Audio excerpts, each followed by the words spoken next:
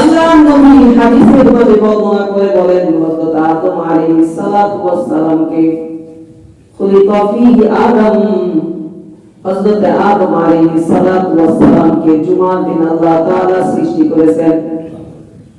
জুমার দিনে আল্লাহ রাব্বুল আলামিন হযরত আদম আলাইহিস সালাতু ওয়াস সালামকে জান্নাতে প্রবেশ করাইছেন এবং দুনিয়ার মধ্যে যেদিন আল্লাহ রাব্বুল ইজ্জত হযরত আদমকে নামায়া দিয়েছেন ওই দিনটাও ছিল শুক্রবার। আল্লাহ রাব্বুল ইজ্জত যেদিন দুনিয়া থেকে সমস্ত মানুষগুলা উঠাইয়া নিয়ে যায় আবার কিয়ামত অর্জন করবেন, কিয়ামতের দিনটাও হবে শুক্রবার। ইয়াউমুল জুমআহ অনেক গুরুত্বপূর্ণ একটা দিন। আল্লাহ রাব্বুল আলামিন সূরাতুল জুমআহ 9 নম্বর আয়াতের মধ্যে ডাক দিয়ে বলেন ঈমানদার বান্দাদেরকে, ইয়া আইয়ুহাল্লাযীনা আমানু ইযা নুদিয়া লিস-সালাতি মিন ইয়াউমিল জুমআহ ফাসআউ ইলা যিকরিল্লাহি ওয়া যারুল বাই'।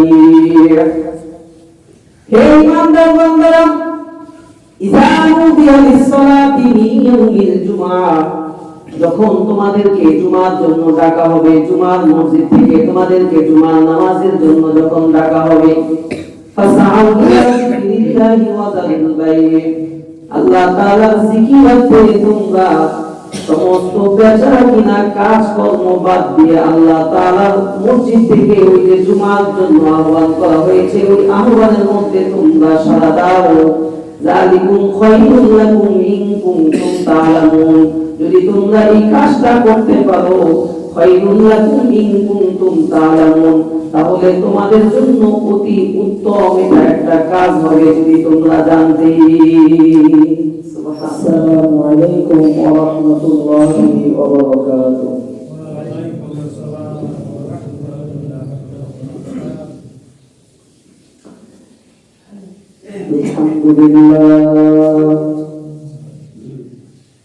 আলহামদুলিল্লাহ নাহমাদুহু ওয়া নাস্তাঈনুহু ওয়া নাস্তাগফিরুহু ওয়া নু'মিनु বিহি ওয়া নাতাওয়াক্কালু আলাইহি ওয়া না'উযু বিল্লাহি মিন শুরুরি أنفسنا ومن سيئات أعمالنا من يهده الله فلا مضل له ومن يضلله فلا هادي له ونشهد أن لا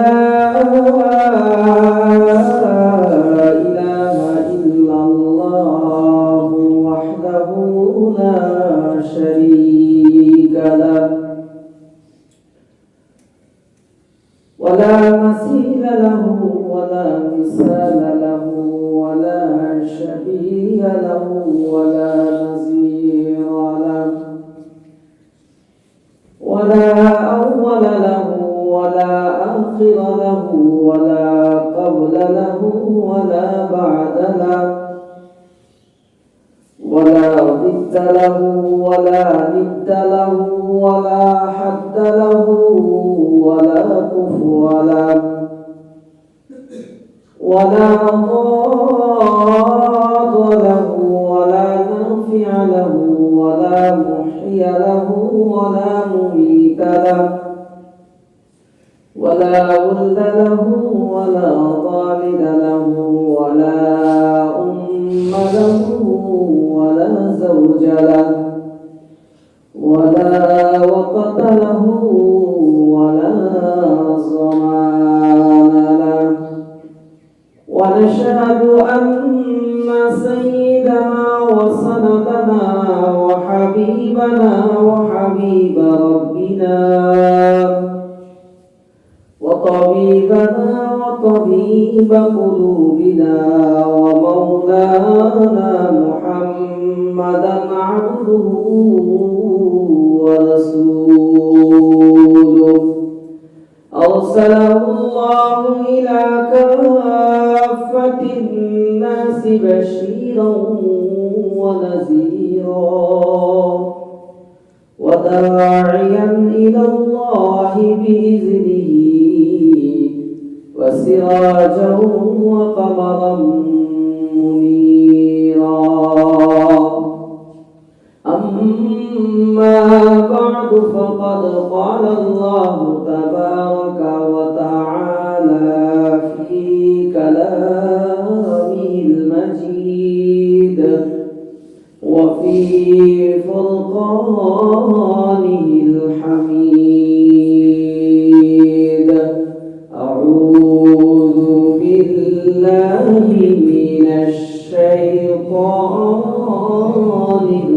الرجيم بسم الله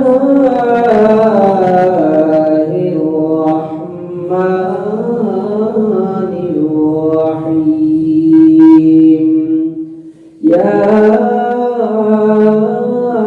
أيها الذين آمنوا إذا نودي للصلاة من يوم الجمعة فاسعوا إلى ذكر الله وذروا البيع ذلكم خير لكم إن كنتم تعلمون صدق الله مولانا العظيم وصدق رسوله النبي الكريم ونحن على ذلك من الشاهدين والشاكرين والحمد لله رب العالمين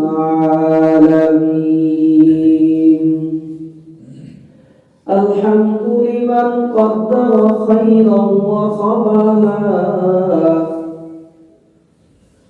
الحمد لمن قدر خيرا وخبلا والشكر لمن صور حسنا وجمالا والشكر لمن صور حسنا وجمالا فرد صمد عن صفة الخلق بني فرد صمد عن صفة الخلق بني رب أزلي خلق الخلق كمالا رب أزلي خلق الخلق كمالا لا ضد ولا ند ولا حد لمولاه لا ضد ولا ند ولا حد لمولاه الآن كما كان ولم يلق زوالا الآن كما كان ولم يلق زوالا الأول والآخر والظاهر حقا الأول والآخر والظاهر حقا والباطن مولاي ولا قيل وقالا والباطن مولاي ولا قيل وقالا সকলেই আপনার নামাজে দুরূদ শরীফ পড়ে নিই আল্লাহুম্মা সাল্লি আলা মুহাম্মাদিন ওয়া আলা আলি মুহাম্মাদ কামা সাল্লাইতা আলা ইব্রাহিম ওয়া আলা আলি ইব্রাহিম ইন্নাকা হামিদুম মাজিদ আল্লাহুম্মা বারিক আলা মুহাম্মাদিন ওয়া আলা আলি মুহাম্মাদ كما باركت على إبراهيم وعلى آل إبراهيم إنك حميد مجيد الحمد لله মহান আল্লাহ রাব্বুল আলামিনের দরবারে অসংখ্য অগণিত শুকরিয়া যে আল্লাহ সুবহানাহু ওয়া তাআলা পবিত্র জুমার দিনে জুমার নামাজ আদায় করার উদ্দেশ্যে আপনাকে এবং আমাকে দুনিয়ার বিভিন্ন কাজ থেকে ফারেক করে যে মহান আল্লাহ সুবহানাহু ওয়া তাআলা অত্যন্ত দয়া এবং মায়া করে তার ঘর তথা মসজিদ নামক স্থানে আসার মতন বসার মতন তৌফিক দান করেছেন। এই জন্য মালিকের দরবারে কালিমাতুশ শুকর দিল খুলে সকলে সমস্বরে মুহাব্বতের সহিত শুকরিয়া আদায় করে বলি আলহামদুলিল্লাহ। নিঃসন্দেহে আমরা শেষ জমানার উম্মত, আমাদের হায়াত কম, কিন্তু অল্প হায়াতের মধ্যে আল্লাহ রাব্বুল ইজ্জত অনেক নেকির ব্যবস্থা রাখছেন। আগের জমানার নবীদের উম্মতের হায়াত ছিল বেশি, নবীদেরও হায়াত ছিল বেশি। আমাদের সর্বশ্রেষ্ঠ নবী মুহাম্মদুর রাসূলুল্লাহ সাল্লাল্লাহু আলাইহি ওয়াসাল্লাম, তার হায়াত কম, আমরা তার উম্মত, আমাদের হায়াত কম। ইতিহাস রাখলে দেখা যায় যে এক একজন নবী অথবা এক একজন নবীর উম্মতরা হাজার বছর বাঁচছেন, তারাও বাঁচছেন হাজার বছর, তার উম্মতরাও দুনিয়াতে জীবিত ছিলেন হাজার হাজার বছর, শত শত বছর, হাজার পারি হয়ে গেছে, তারা দুনিয়াতে হায়াত পাইছিলেন। তো আমাদের নবীর হায়াত সকলেরই জানা, মাত্র 63 বছর।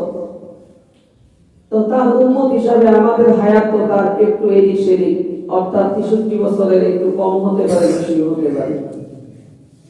তো অল্প হায়াতের মধ্যে আল্লাহ রাব্বুল ইজ্জত আমাদেরকে কিছু অফার দিবেন, কিছু সুযোগ দিবেন, যে অন্যান্য উম্মতেরা হাজার বছর ইবাদত করে যতটুকু সওয়াব অর্জন করেছে বা করতে পেরেছে অথবা জান্নাতে যাওয়ার উপযুক্ত হয়েছে, আমাদের এই অল্প হায়াতের মধ্যেও আল্লাহ রাব্বুল ইজ্জত শত শত বছর হায়াত না দিলেও তাদের সমপরিমাণ কিভাবে যাওয়া যায় এবং তাদের থেকে বেশি কিভাবে আমাদের হায়াতের জিন্দেগিতে আমলের করা যায়, সওয়াব অর্জন করা যায়, সেই সুবাদে আল্লাহ রাব্বুল ইজ্জত কিছু কিছু দিন এবং কিছু কিছু রাত খুব বরকতময় এবং মূল্যবান এবং কিছু অফারের দিন, অফারের রাত আল্লাহ রাব্বুল আলামিন আমাদেরকে অর্থাৎ উম্মতে মুহাম্মাদীকে দিয়েছেন। সুবহানাল্লাহ। তো তার মধ্যে একটি দিন হলো আজকে, সাপ্তাহিক একটি দিন, 7 দিনের সর্বশ্রেষ্ঠ একটি দিন, সেই দিনটার নাম হলো ইয়াউমুল জুমআহ। আরবিতে জুমআহ শব্দ, এটা বাংলায় আমরা বলি শুক্রবার। তো জুমআহ আরবি শব্দ, আজকের নামাজের বিষয়টা হলো জুমআহ। এজন্য জুমআর আলোচনার মধ্যে কিছু অল্প আলোচনা করব জুমআ সম্পর্কে, জুমআর গুরুত্ব সম্পর্কে আজকের আলোচ্য বিষয়। এইজন্য বলে রাখি, যেহেতু শিক্ষিত বাবারা আছেন, আলোচনা বুঝতে সহজ হবে। প্রথম নম্বরে কিছু কথা বলবো জুমআর কিছু গুরুত্ব সম্পর্কে, পরবর্তীতে কিছু কথা বলবো জুমআর ফজিলত ও জুমআর দিনের আমল সম্পর্কে। এরপরে যদি সময় থাকে তাহলে কিছু কথা বলবো যে জুমআ না পড়লে কি শাস্তি অথবা কি ক্ষতি। বাহরে হাল, আল্লাহ রাব্বুল ইজ্জত আমাদেরকে যে বছরের মধ্যে 52টা সপ্তাহ দিয়েছেন এবং প্রত্যেকটা সপ্তাহের মধ্যে 7 দিন করে আছে। এই 7 দিনের মধ্যে সর্বশ্রেষ্ঠ যে দিনটা, সেই দিনটার নাম হলো ইয়াউমুল জুমআহ, অর্থাৎ শুক্রবার। আজকের দিনকে কেন্দ্র করে, অর্থাৎ জুমআহ কে কেন্দ্র করে, শুক্রবারকে কেন্দ্র করে আল্লাহ রাব্বুল ইজ্জত তার কোরআনুল কারীমের মধ্যে এই নামে নামকরণ করে একটা সূরা নাযিল করেছেন। বলেন সুবহানাল্লাহ। 28 নম্বর পারা 12 নম্বর পৃষ্ঠায় সূরাটা অবস্থিত।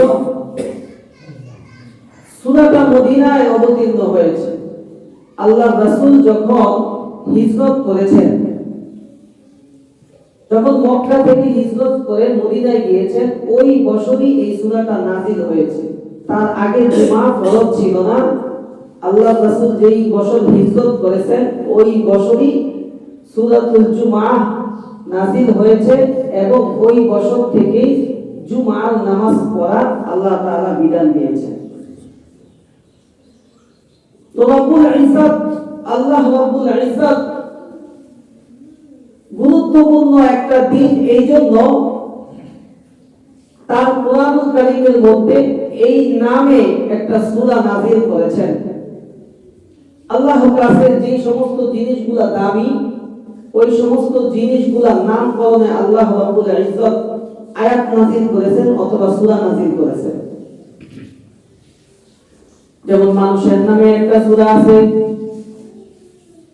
কুল আউযু বিরাব্বিন নাস। নাস অর্থ মানুষ, মানুষের নামে আল্লাহ রাব্বুল আলামিন একটা সূরা নাযিল করেছেন। কাফেরদের সম্পর্কে একটা সূরা নাযিল করেছেন, কুল ইয়া আইয়ুহাল কাফিরুন। কাউসার সম্পর্কে একটা সূরা নাযিল করেছেন আল্লাহ তাআলার কাছে গুরুত্বপূর্ণ একটা জিনিস, ইন্না আতাইনাকাল কাউসার। সময়ের ব্যাপারে আল্লাহ তাআলা একটা সূরা নাযিল করেছেন, ওয়াল আসর। পৃথিবীর বুকে অনেক যুদ্ধ আছে, অনেক বংশ আছে, কিন্তু আল্লাহ রাব্বুল আলামিনের কাছে দামি একটা বংশ হইল কুরাইশ। এইজন্য আল্লাহ রাব্বুল আলামিন কুরাইশ নামক একটা সূরা নাযিল করেছেন, ইলাফি কুরাইশ। হাতির বাহিনীকে কেন্দ্র করে হাতির নামে নামকরণ করে সূরা ফিল। সূরা আনকাবুত মাকড়সার নামে একটা সূরা নাযিল করেছেন। সব বিষয়ে কিন্তু আল্লাহ তাআলা সূরা নাযিল করেন নাই।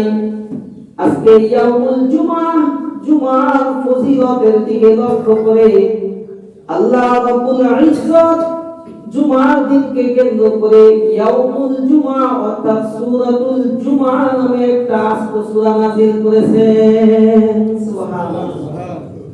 সূরাতুল জুমআ, এই সূরাতুল জুমআর মধ্যে আল্লাহ রাব্বুল আলামিন 9 নম্বর 10 নম্বর আয়াত, এই দুটি আয়াতের মধ্যে সূরাতুল জুমআর আলোচনা অর্থাৎ জুমার নামাজের ব্যাপারে কিছু কথা আল্লাহ তাআলার হুকুম করেছেন। যে এই যে আল্লাহ রাব্বুল আলামিন সূরাতুল জুমআ, জুমআর জন্য আয়াত এবং সূরা নাযিল করেছেন, নিঃসন্দেহে এটা গুরুত্বপূর্ণ এবং এটা এখান থেকে বোঝা যায় যে কোরআনুল কারীমে আল্লাহ তাআলা যে নামকরণে সূরা করেন ওই সূরাগুলো দামি সূরা এবং ওই জিনিসটাও দামি। মুসলমানদের জন্য সারা বছরের মধ্যে সব দিন এক সমান নয়, আবার মুসলমানের বিধিবিধানের মধ্যে সারা বছরের রাতগুলো এক সমান নয়। তাদের হায়াতের জিন্দেগিতে অর্থাৎ আমাদের হায়াতের জিন্দেগিতে কিছু অফার দিছে, কিছু বোনাস দিছে, 5টি রাত এবং 5টা দিন। 5টা দিন এমন দিয়েছে, 5টা দিন যে সারা বছরের অন্যান্য দিনের চাইতে এই 5টা দিন অনেক দামি। একটা হচ্ছে ঈদুল ফিতর, ঈদুল আযহা, এরপরে জিলহজ মাসের 10 তারিখ অর্থাৎ আরাফার দিন, জিলহজ মাসের 9 তারিখ আরাফার দিন,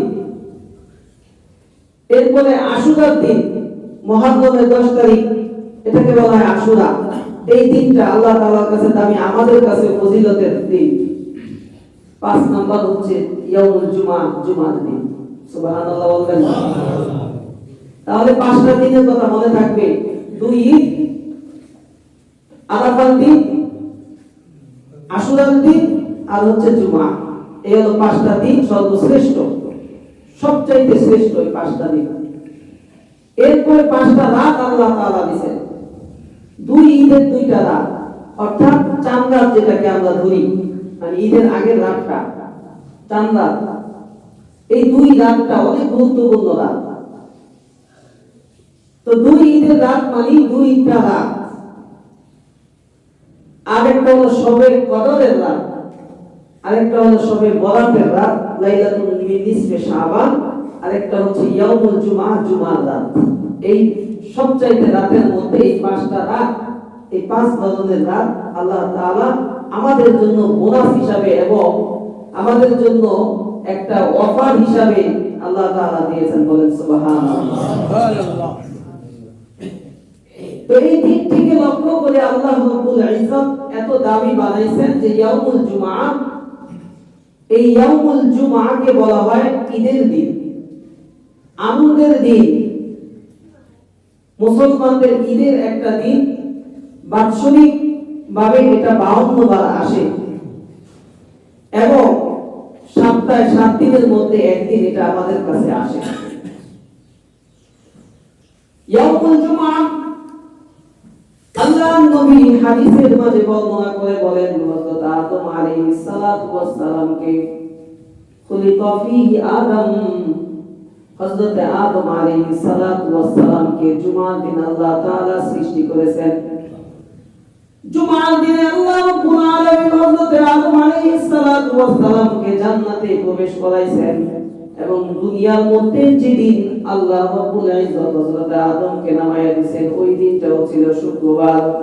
আল্লাহ রাব্বুল ইজ্জত যেদিন দুনিয়া থেকে সমস্ত মানুষগুলা উঠাইয়া নিয়ে যায় আবার কিয়ামত অর্জন করবেন, কিয়ামতের দিনটাও হবে শুক্রবার। ইয়াউমুল জুমআ অনেক গুরুত্বপূর্ণ একটা দিন।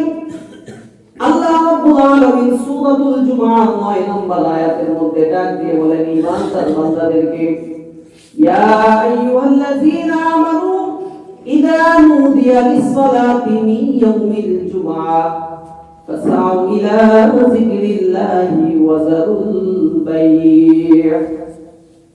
হে ঈমানদার বান্দারা, ইযা নুদিয়া লিস-সালাতি মিন ইয়াউমিল জুমআ, যখন তোমাদেরকে জুমার জন্য ডাকা হবে, জুমার মসজিদ থেকে তোমাদেরকে জুমার নামাজের জন্য যখন ডাকা হবে, ফাসআউ ইলা যিকরিল্লাহি ওয়া যারুল বাই', আল্লাহ তাআলার জিকিরাতে তোমরা সমস্ত বেচা কিনা কাজকর্ম বাদ দিয়ে আল্লাহ তাআলার মসজিদ থেকে ওই যে জুমার জন্য আহ্বান করা হয়েছে ওই আহ্বানের মধ্যে তোমরা সাড়া দাও। যালিকুম খায়রুল লাকুম ইন কুনতুম তা'লামুন, যদি তোমরা এই কাজটা করতে পারো, খায়রুল লাকুম ইন কুনতুম তা'লামুন, তাহলে তোমাদের জন্য অতি উত্তম এটা একটা কাজ হবে যদি তোমরা জানতে। সুবহানাল্লাহ। যদি তোমরা জানতে এটা যে কত গুরুত্বপূর্ণ জিনিস, এটা যে কত ফজিলতের জিনিস, এটা যে কত দামি একটা সময়, দামি একটা জিনিস, এই দামি জিনিসটাকে যদি তোমরা জানতে তাহলে তোমাদের জন্য অনেক উত্তম, সমস্ত জিনিস থেকে তোমাদের এটাই উত্তম। আল্লাহ তাআলা বলেন যে নামাজের দিকে আসা, জুমার দিন জুমার নামাজের জন্য আসা, এটা তোমাদের জন্য খায়রুল লাকুম, তোমাদের জন্য শ্রেষ্ঠ, উত্তম। কেমন উত্তম? আল্লাহ রাব্বুল আলামিন কেমন উত্তম এটা তিনি বলেন নাই, কিন্তু রাসূলুল্লাহ সাল্লাল্লাহু আলাইহি ওয়াসাল্লাম জুমার দিনকে কেন্দ্র করে উত্তম কিছু আমল এবং উত্তম কিছু ফজিলত বর্ণনা করেছেন। তার মধ্যে কিছু আমল এবং ফজিলত, অর্থাৎ 20টা ফজিলত, 20টা আমল, 20টা আমল ও ফজিলত দুটো মিলিয়ে দিলে 20টা কথা আমি আপনাদের সামনে অল্প সময়ের মধ্যে বলবো। জুমার দিন আল্লাহ রাব্বুল ইজ্জত যে দামি বানাইছেন, এই দামি দিনের মধ্যে কিছু আমল যদি আমরা করতে পারি এবং কিছু কাজ যদি আমরা করতে পারি তাহলে আমাদের জন্য এটা এমন শ্রেষ্ঠ, এমন উত্তম যে যেই উত্তম আমরা জানি না সেই উত্তমের বিনিময় আল্লাহ রাব্বুল আলামিন আমাদেরকে দান করবেন। সুবহানাল্লাহ। তো নামাজের মধ্যে আমরা আসি, সব নামাজেই আমরা মসজিদে আসি, কিন্তু জুমার নামাজের একটু প্রস্তুতি ভিন্ন থাকে। প্রস্তুতিটা ভিন্ন থাকে এই জন্য ফজিলতের দিক থেকে প্রস্তুতিটা ভিন্ন হয়। যেহেতু জুমার নামাজ পড়াটা ফজিলতপূর্ণ একটি কাজ, আল্লাহ রাব্বুল আলামিন বিশেষ করে ঈমানদারদেরকে ডাক দিয়ে আদেশ করেছেন যে তোমরা জুমার জন্য আসো। এজন্য জুমার দিন যে সমস্ত কাজগুলো আমাদের করণীয়, যে সমস্ত আমলগুলো আমাদের করণীয়, তার মধ্যে এক নাম্বার কাজ হইল যে জুমার দিন ফজরের নামাজ জামাতের সহিত পড়া।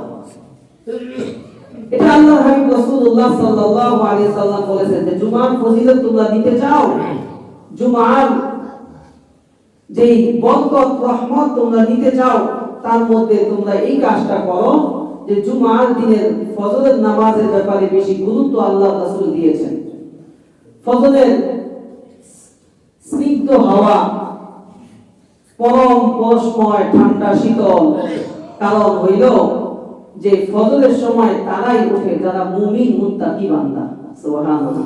আল্লাহর হাবিব বলেছেন যে ফজরের নামাজ তারা পড়তে পারে না যারা মুনাফিক, যারা মুনাফিক তারা পড়তে পারে না। এইজন্য এক বুজুর্গ বলেছিলেন সুন্দর একটি কথা যে ফজরের সময় এত সুন্দর আরাম আয়েশ কেন লাগে জানেন? কারণ মুনাফিক নামক মুসলমান যারা আছে তাদের নিঃশ্বাসের দুর্গন্ধটা সকালবেলা ছড়ায় না, কারণ তারা তো ফজর নামাজ পড়ে না।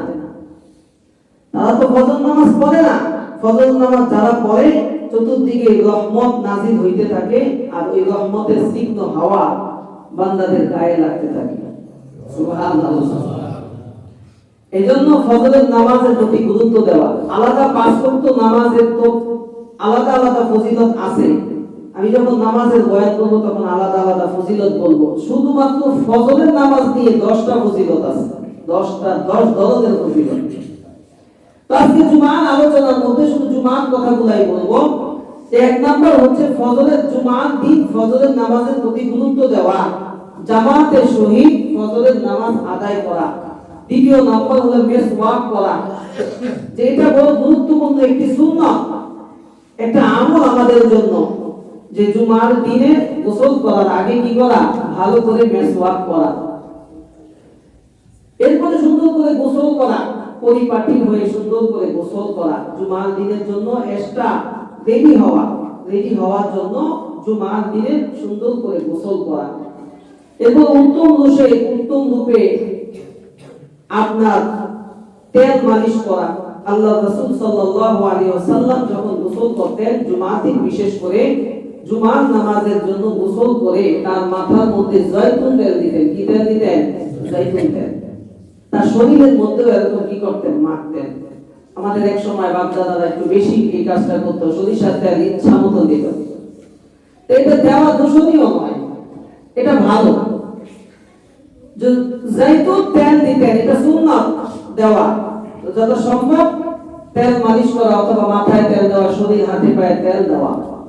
এরপর উত্তম পোশাক পরা। 5 নাম্বার, যে সাধ্য অনুযায়ী উত্তম পোশাক পরা জুমার দিনে।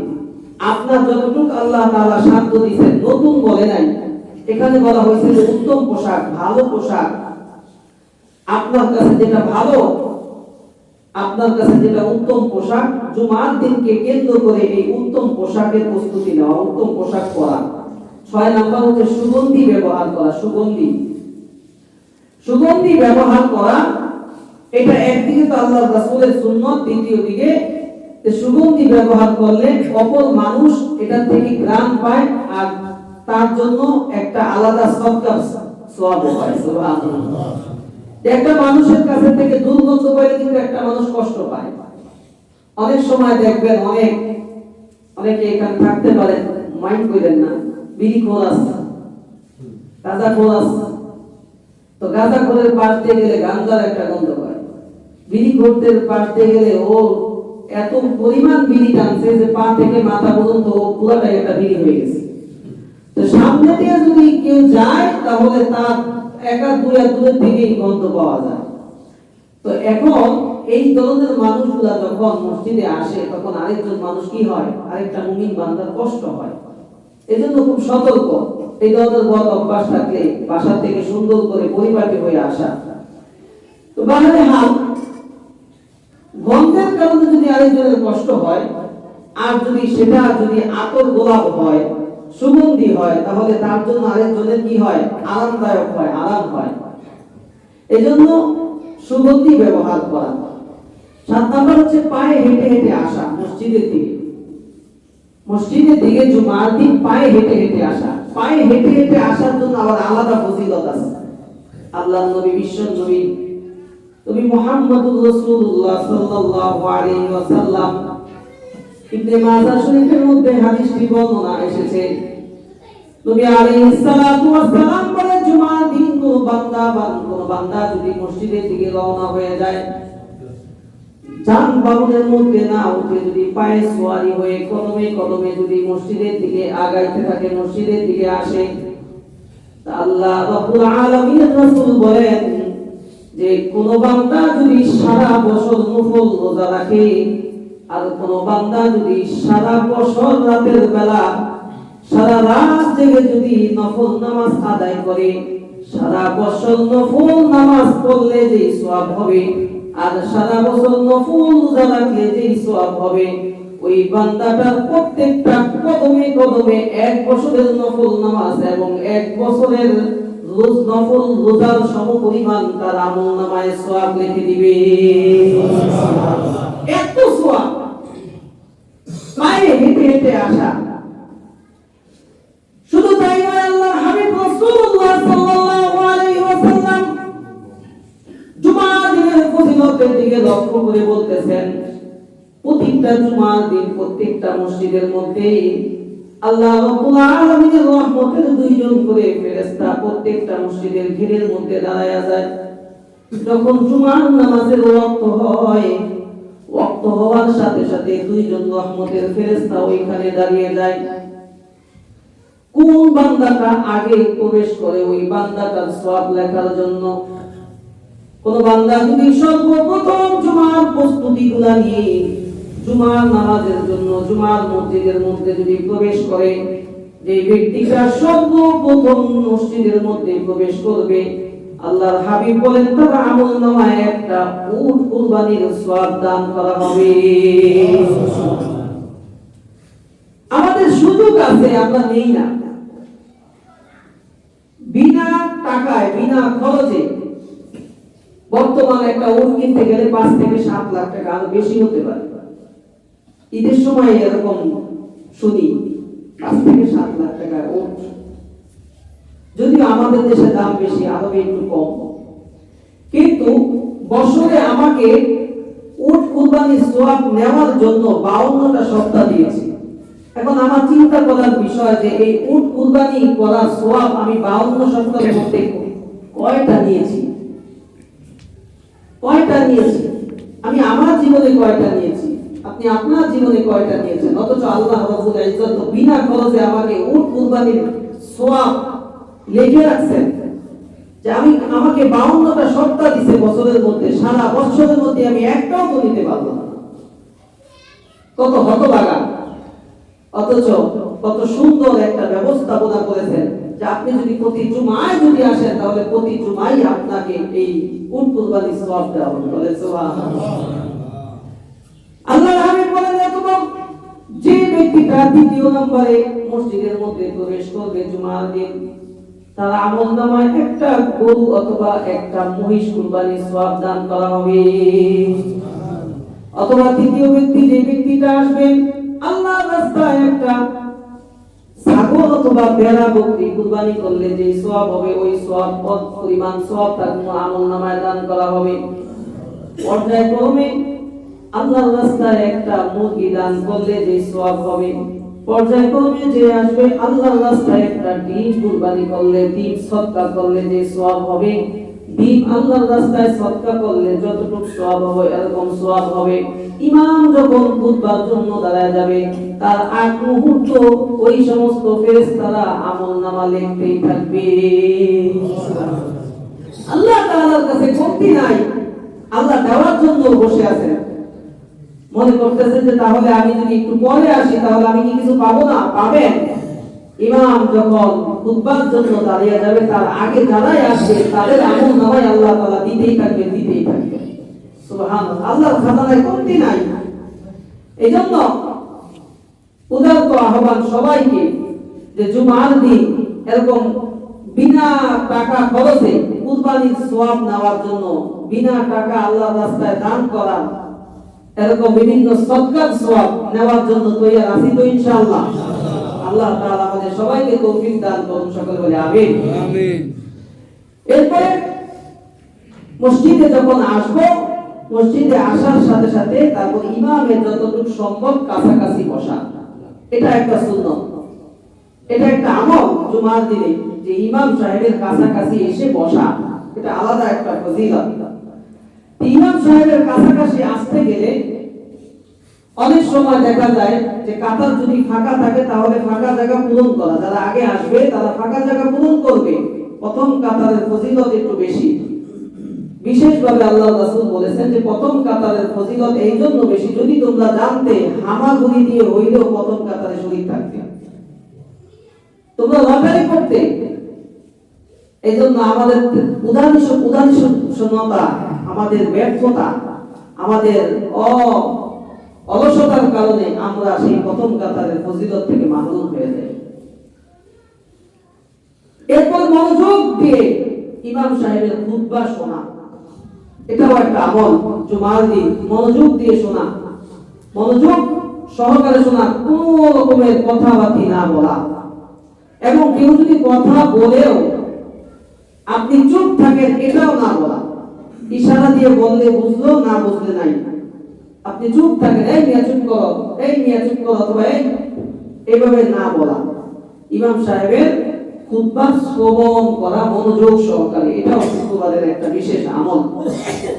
এরপরে ক্বাবলাল জুমআ, জুমার আগে যখন আসবেন, নামাজের আগে যখন আসবেন, তখন দুই রাকাত করে আপনি ক্বাবলাল জুমআ করতে পারেন।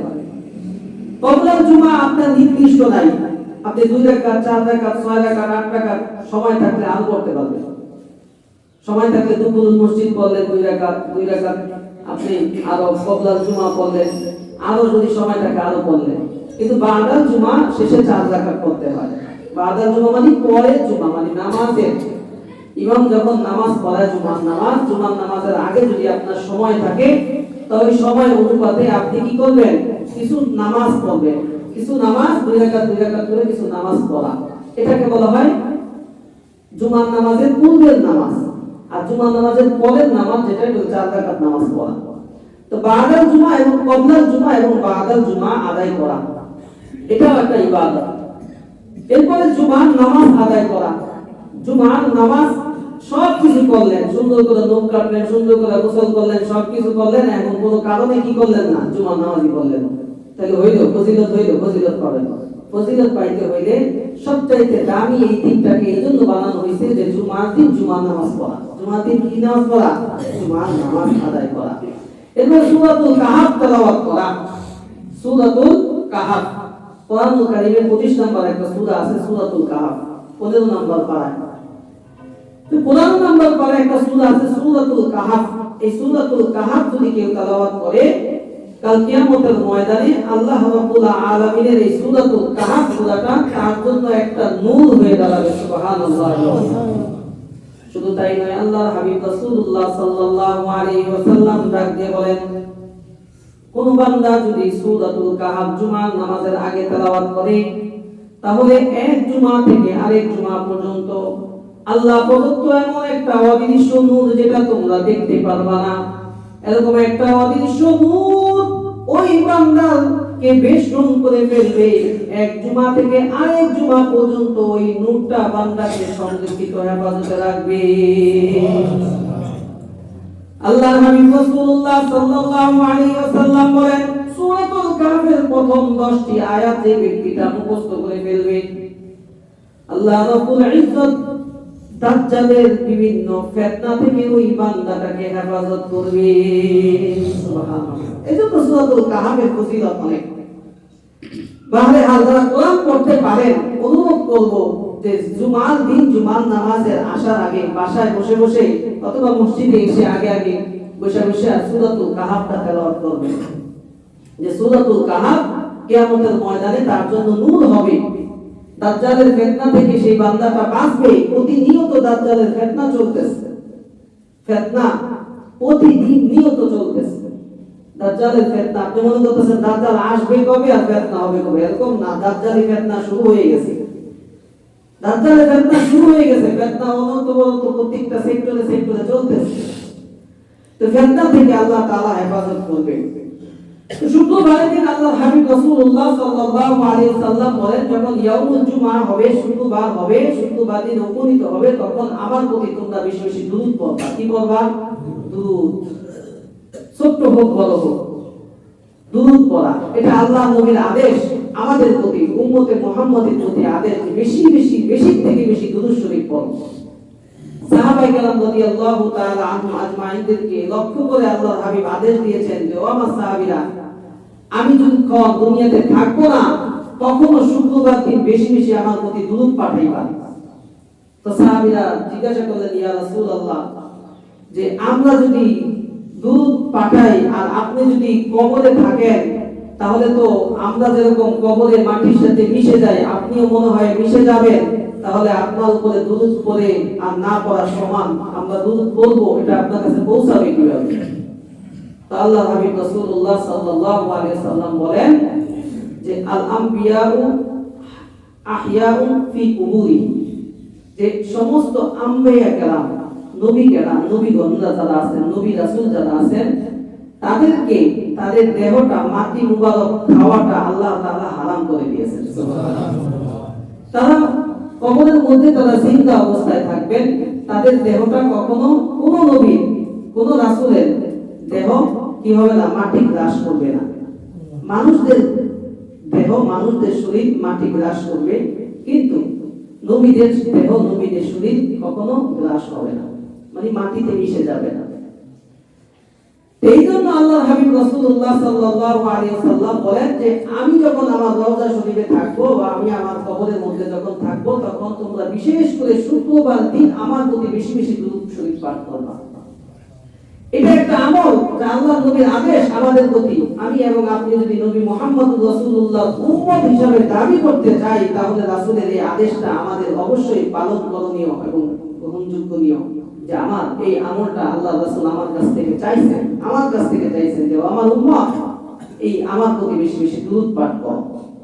এরপরে শুক্রবার দিন দোয়া কবুল হয়, দোয়া করা, সবসময় দোয়া করা, শুক্রবার দিন বিশেষ করে দোয়া কবুল হয়। তবে কোন সময়টা হয় এটা নির্ধারিত নাই। যারা হাদিস গবেষক, যারা হাদিস গবেষণা করেছেন, তারা কিছু কিছু মত দিয়েছেন যে খুতবার সময়, জুমার আযানের সময় অথবা জুমার নামাজের পরে, কিন্তু বেশিরভাগ মানুষ বা বেশিরভাগ এরকম ইমাম বা বেশিরভাগ মুহাদ্দিসগণেরা একটা সময় দিয়েছেন, সেটা হইল যে জুমার দিন আসরের পর থেকে মাগরিব পর্যন্ত, মানে সূর্য ডোবা আগ পর্যন্ত।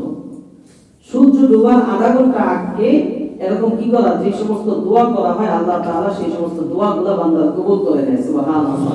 এটা হলো স্পেশাল শুক্রবার, স্পেশাল শুক্রবারের জন্য এই স্পেশাল একটা আমল দোয়া করা।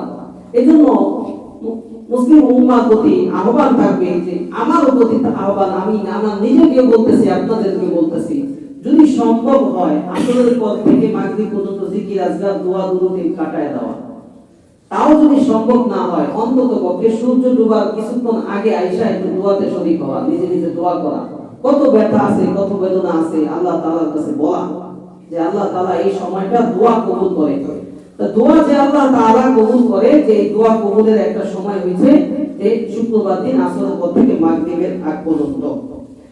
এরপরে যদি শুক্রবার দিন অনেক সময় খুতবা চলাকালীন ঘুম আসে, তাহলে জায়গা চেঞ্জ করে বসা, এটাও একটা আমল, যে জায়গা চেঞ্জ করে একটু জায়গা সরে বসা, ঘুমটা যাতে দূর হয়ে যায়।